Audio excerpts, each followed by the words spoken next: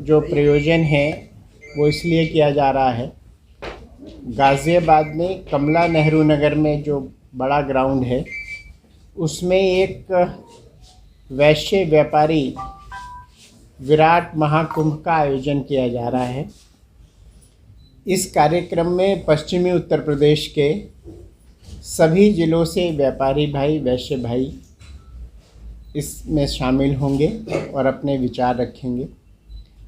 आप सब जानते हैं ये सब वर्ग ऐसा है जिसने हमेशा से राष्ट्रवादी सरकार को, हिंदुत्ववादी सरकार को बहुत पहले से अपना पूरा समर्थन दिया है। आज भी हम समर्थन कर रहे हैं। ये वो वर्ग है जिसने हमेशा से देश की एकता, अखंडता के लिए काम किया है और कभी भी कुछ भी अगर विपदा आती है तो सबसे पहले ये वर्ग सबकी सहायता के लिए आगे आता है। लेकिन पिछले कुछ समय से ये देखा जा रहा है कि इस वर्ग की जो राजनीतिक भागीदारी होनी चाहिए वो थोड़ी सी कम है।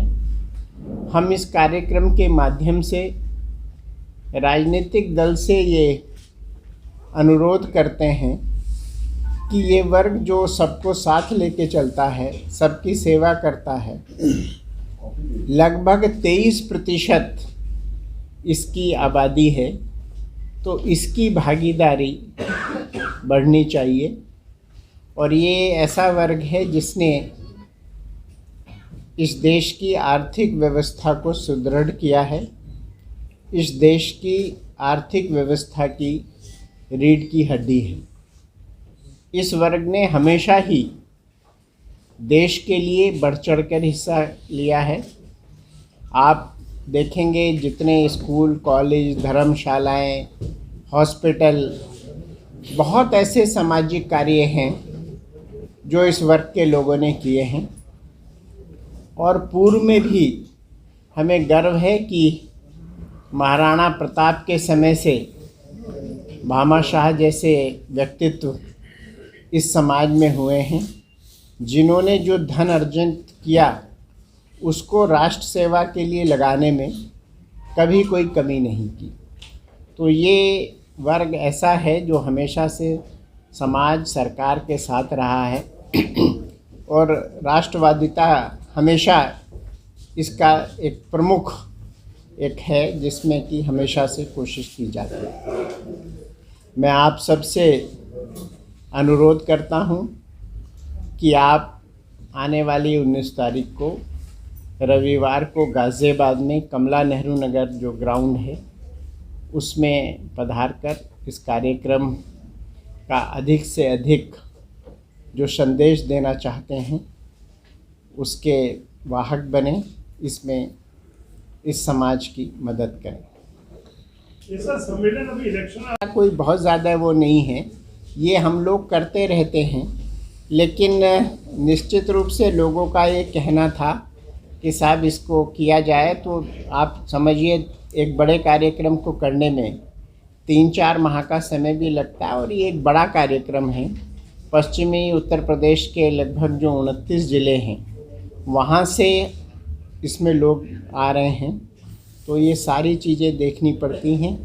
और लोगों को अभी जैसे पिछले 1 माह से शादियों का सीज़न था, तो ये कार्यक्रम तो हम 1 माह पहले करना चाहते थे, लेकिन सब ने कहा कि साहब जब शादियों का सीज़न समाप्त हो जाए।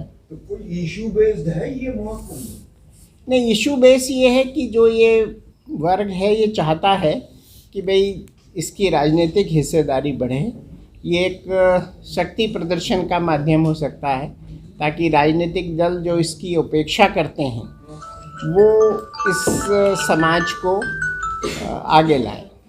कोई मंत्री भी आ रहा है? इसमें माननीय पीयूष गोयल जी जो भारत सरकार में मंत्री हैं और नेता सदन राज्यसभा हैं, वो इस कार्यक्रम में मुख्य अतिथि होंगे। श्रीमान राजेश अग्रवाल जी जो भारतीय जनता पार्टी के राष्ट्रीय कोषाध्यक्ष हैं वो कार्यक्रम में रहेंगे। श्री महेश पोद्दार जी हैं, सुभाष चंद्रा जी हैं, अतुल गर्ग जी हैं, कपिल देव अग्रवाल हैं। जो पश्चिमी उत्तर प्रदेश के जितने भी राजनीतिक वर्तमान में मंत्री, विधायक, सांसद हैं, वो इस कार्यक्रम में शिरकत करें। आपने बोला उपेक्षा करते हैं, उपेक्षा तो इग्नोर की बात हो रही है ना जी। तो ये महाकुंभ में उपेक्षा करने की बजाय राजनीति की जो ये उपेक्षा जो है उसकी चर्चा होगी ना, जो मतलब देखिए, हमेशा ये रहता है, जो भी दल या जो भी समाज अपनी शक्ति एकत्र करके प्रदर्शित कर देता है, सबकी निगाह उस ओर जाती है, यही इसका उद्देश्य है। तो अदर देन वैश्य समाज के लोग भी, व्यापारी समाज, मैंने कहा वैश्य व्यापारी, व्यापारी जो किसी भी, देखिए वैश्य और व्यापारी को दोनों को अलग करके नहीं देखा जा सकता, दोनों एक ही हैं। तो व्यापारी जो आज दूसरे भी जातियों के हैं वो भी इस महाकुंभ में शिरकत करेंगे।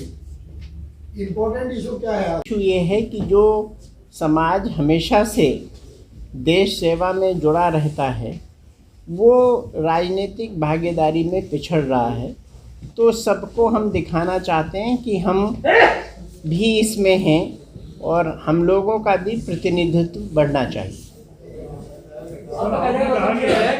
व्यापारी वर्ग को राजनीति में आना चाहिए, जबरदस्त तरीके से आना चाहिए, यही हम लोग की कोशिश है।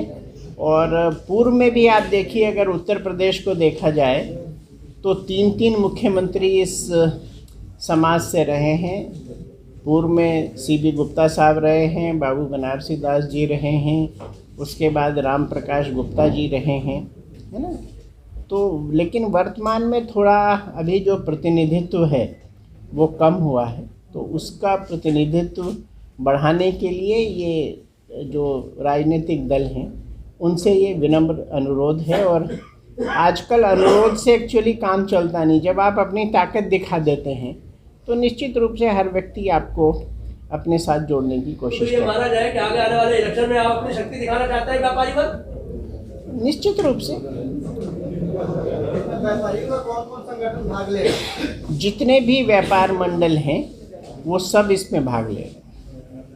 सर एक प्रश्न और है, जब आपने कहा कि राजनीतिक संरक्षण होना चाहिए पार्टियों में, तो सिर्फ बीजेपी माइंडेड लोगों को बुला रहे हैं या सब पार्टी के लोग? नहीं, हम सबको बुला रहे हैं, लेकिन चूंकि वर्तमान में भारतीय जनता पार्टी की सरकार है तो निश्चित रूप से उनका ध्यान आकर्षण ज़्यादा आवश्यक है। पर दूसरों का भी तो करिए, कांग्रेस, आप, सपा, सब हमने सबको आमंत्रित किया है, हमने सबको आमंत्रित किया। सर एक क्वेश्चन हो रहा है, व्यापारी वर्ग आप बता रहे हैं सारा कुछ, तो GST से व्यापारी वर्ग परेशान भी है बहुत, किसी पे बहुत ज्यादा टैक्स है, किसी पे कम है, इसके लिए क्या कर रहे हैं? इस पे इशू पे नहीं, देखिए ऐसा है, जब सब लोग इकट्ठे होते हैं तो उसमें बहुत सारी चर्चाएं होती हैं और जो व्यापारी भाइयों की किसी भी प्रकार की समस्याएं होंगी निश्चित रूप से वो हम लोग एक अलग से ज्ञापन माननीय पीयूष गोयल जी को देंगे। और उन्होंने पहले भी व्यापारी समाज की हमेशा मदद की है। मैं वर्तमान का आपको एक इंस्टेंस बता दूं, हमारे जो स्वर्णकार भाई हैं, जो उनकी कुछ समस्याएं थी, मैंने माननीय पीयूष गोयल जी से रिक्वेस्ट की, उनको रिप्रेजेंटेशन दिया और मुझे ये कहते हुए हर्ष होता है कि उन्होंने व्यापारी भाइयों की समस्याओं को समझा और तत्काल समस्या का निराकरण किया। सर, कहा जा रहा है कि व्यापारी वर्ग जो है वो बीजेपी से कई चीज़ों को लेकर खुश नहीं है, चाहे GST का मुद्दा हो, चाहे नोटबंदी का मुद्दा हो, या फिर कोविड में जो सहूलियतें, जो रियायतें व्यापारी वर्ग को मिलनी चाहिए थी उतनी वो रियायतें नहीं मिली। अलग अलग समाज जो है वो अपनी डिमांड चुनाव के वक्त रख रहा है, अपनी मांगे रख रहा है। व्यापारी वर्ग की क्या मांगे हैं चुनाव से पहले सरकार से? नहीं, देखिए व्यापारी वर्ग ने हमेशा से, आज से नहीं, जनसंघ के समय से इसको सपोर्ट किया है और कुछ दिक्कतें हैं उनको हम समय समय पे सरकार के सामने रखते रहे हैं और सरकार उसका समाधान भी करती है। और कोरोना काल में तो आप देखिए कि इतने बड़े संकट के बावजूद व्यापारियों के प्रतिष्ठान बंद थे, उसके बाद भी सब लोगों ने बढ़ चढ़ के हिस्सा लिया है। इतना बड़ा पलायन हुआ, लेकिन आप देखिए कहीं भी आपको ये सुनने को नहीं मिला होगा कि किसी व्यक्ति को खाने पीने की दिक्कत हुई। मैं गाज़ियाबाद में निवास करता हूँ, गाज़ियाबाद से हज़ारों लोग इधर से उधर हुए लेकिन किसी को भी खाने की दिक्कत नहीं हुई। और कोरोना काल में जो यहाँ लोग बैठे हैं मेरे साथ, लगभग 20-25 हज़ार खाने के जो बाकायदा अच्छा खाना न केवल बनवाया, उनके घर तक पहुंचाया। तो ये समाज तो हमेशा से सरकार के साथ हमेशा जुड़ के काम करने का लिए तैयार रहता है, और समस्याएं होती हैं लेकिन सरकार उसका निराकरण भी करती है। और वर्तमान की सरकार ने जो एक बड़ा काम किया है, अगर सरकारें अच्छा कर रही हैं तो हमें उसे भी शेयर करना चाहिए। जैसे मैं उत्तर प्रदेश से आता हूं, तो वर्तमान में लॉ एंड ऑर्डर की सिचुएशन बहुत बेहतर हुई है, तो उससे व्यापारी समाज को बहुत फ़ायदा हुआ है। बिजली मिलने लगी है, उससे फ़ायदा हुआ है। लेकिन कुछ दिक्कतें हैं जो हम माननीय मंत्री जी से शेयर करेंगे। अपना प्रोटोकॉल्स का पालन करेंगे, 2 गज की दूरी पे चेयर्स लगाएंगे और सैनिटाइज़र रखेंगे, और वहाँ मास्क भी बांटेंगे। और सब लोग टीकाकरण करा रहे हैं और कोशिश कर रहे हैं कि जो गवर्नमेंट के प्रोटोकॉल्स हैं उनका हम लोग पालन करें। सर, देश का व्यापारी समाज देश की आर्थिक तरक्की में आपने जिक्र भी किया, 80% से ज़्यादा योगदान है। बुनियादी सुविधाएं, शिक्षा, स्वास्थ्य और तमाम रोजगार, व्यापार और कारोबार में, तो उसके अनुपात में कितना कम अपने को लगता है कि हमें भागीदारी मिलनी चाहिए आने वाले चुनाव में? नहीं, देखिए, ये बात आपने जो कही बिल्कुल सत्य है कि इस समाज ने हमेशा से बहुत काम किया है। और आप देखिए, आज जो टैक्स कलेक्शन हो रहा है गवर्नमेंट ऑफ इंडिया का या विभिन्न स्टेट गवर्नमेंट्स का, उसमें सबसे ज़्यादा इसी समाज का योगदान है। तो हम लोग तो अपनी बात रख रहे हैं, बाकी चुनाव में जीत भी एक बड़ा इम्पोर्टेंट मुद्दा होती है, इसीलिए हम अपनी शक्ति दिखा रहे हैं। अभी तक होता क्या है कि इस समाज को बहुत कम करके आंका जाता है और ये माना जाता है साहब वोट नहीं डालते, आते नहीं। तो हम यही सबको दिखाना चाहते हैं कि ये समाज जागरूक है, वोट भी डालता है और अपनी हिस्सेदारी भी चाहता है। जीएसटी पैटर्न में आप लोग खुश नहीं है? नहीं, देखिए, ऐसा नहीं है। इसमें व्यापारी समाज बहुत बड़ा है, बहुत सारे लोग बहुत खुश हैं।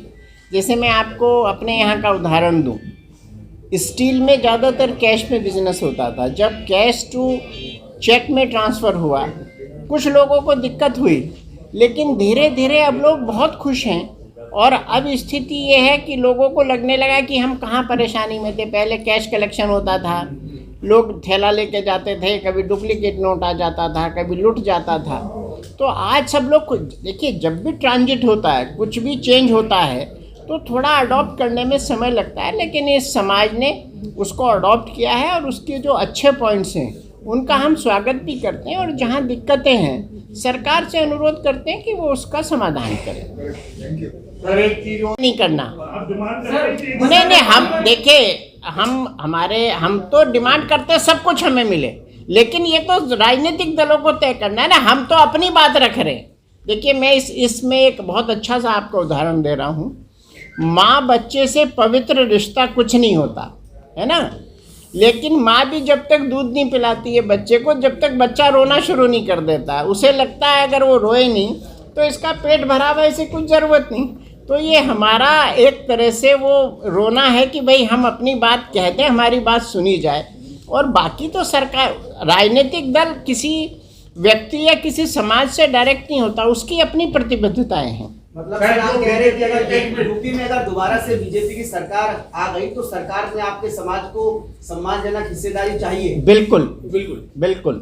सर, इसका मतलब जैसे बीजेपी की जो हमेशा आज तक देखा गया कि रीढ़ की हड्डी व्यापारी वर्ग है, तो इसका मतलब आप पूरा दबाव बना रहे हैं सरकार के ऊपर? नहीं, हम दबाव नहीं बना रहे हैं, हम अनुरोध कर रहे हैं। देखिए, आपने खुद कहा कि व्यापारी वर्ग बीजेपी के साथ है और ये सत्य है। रीढ़ की हड्डी है, रीढ़ की हड्डी है, बिल्कुल सत्य है। लेकिन हम लोग चाहते हैं कि भाई व्यापारी समाज की कुछ हिस्सेदारी बढ़े, और हर समाज चाहता है कि उसकी हिस्सेदारी बढ़े। तो इसमें तो हम लोग कोई दबाव नहीं, अनुरोध है। धन्यवाद। और सब